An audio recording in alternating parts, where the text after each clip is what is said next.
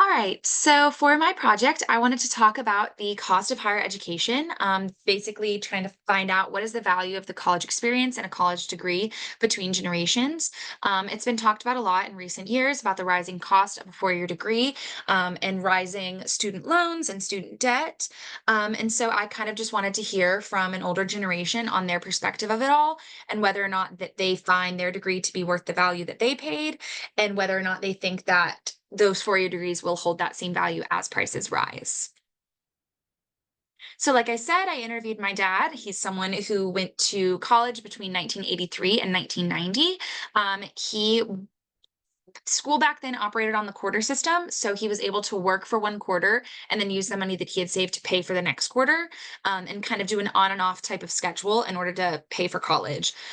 Speaking of payment, the price of his dorm room rental for the semester was about $125 a month. That included pretty much everything, room and board, and a meal plan.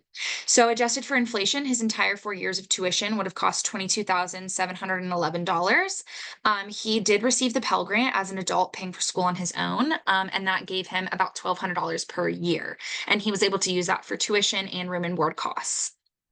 I chose to interview my dad because he also has a very unorthodox path in college, as I have. I'm graduating in about 2.5 years and basically used summer semesters and 18 credit hours per semester to get that done because both he and I paid for our education on our own, or at least majority. So, hearing about the rising cost of living in higher education and living that experience, I really wanted to hear from him about his experience specifically. And then also, he is my dad, so he sees the cost that I pay for school and kind of the value and return on investment that I'm getting from my degree. So, his perspective was really important in this debate. It was definitely impactful on me because I do see us as sharing very similar experiences, and kind of, overcoming economic disparities in pursuit of a degree. Comparing costs. So here I added a graphic. It's pretty much uncontested that schools of every type, for profit, all institutions, public, private, costs are going up. So in 1990, my dad completed his degree at a tuition rate of $600 a quarter. Today, the average rate at UGA for one semester of about 15 credit hours is almost $3,000.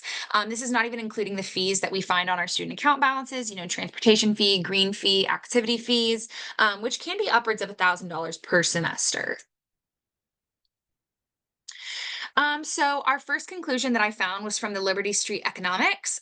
Basically, and I have it highlighted down here, their perspective is that while the rising cost of college appears to have eroded the value of a bachelor's degree, college still remains a good investment for some people.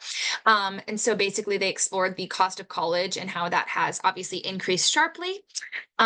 This steep increase, they decided, was raising questions about whether or not college is worth it. So, the crux of my debate here, in this post, they weighed the economic benefit of a bachelor's degree with those costs and the return.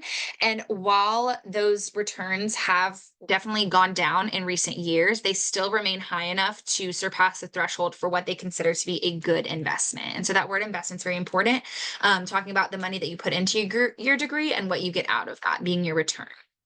So again, they found it to be worth it and a good investment.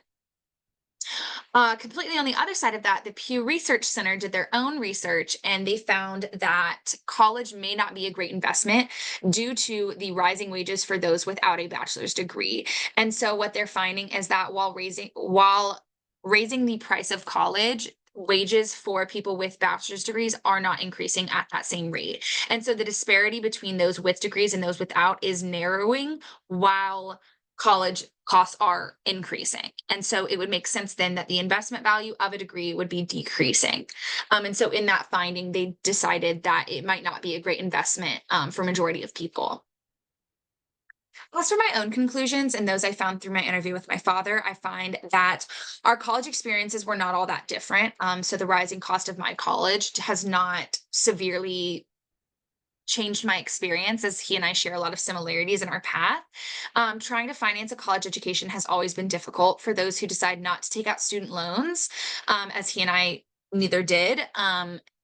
especially when you don't have funding from different sources, whether that be parents, allowances, trusts, or other financial supports outside of minimal scholarships. So I have Zell Miller and Hope, and he had the Pell Grant. And with those scholarships, it's certainly doable to work part-time and full-time jobs in order to pay student account balances, like both my father and I have done, whether that was the 1980s or today in 2024. And so we both decided that it's definitely doable, and it's worth it for the return on investment that we find, and worth those sacrifices. And one thing that I wanted to highlight from our interview was that not all of the returns on investment from a college degree are monetary or necessarily recognizable.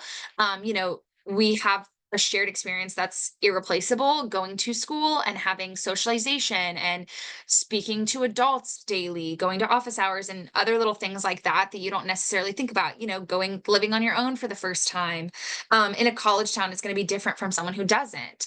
And again, not every college student takes the same things away from college. And so both of those things are really important. And I think it's important for each person to decide whether or not college would be a good investment for them, whether that's looking at the Liberty Economics or the Pew Research Center and deciding that the disparity in economics might be the reason that you don't pursue a degree, or if it's other reasons.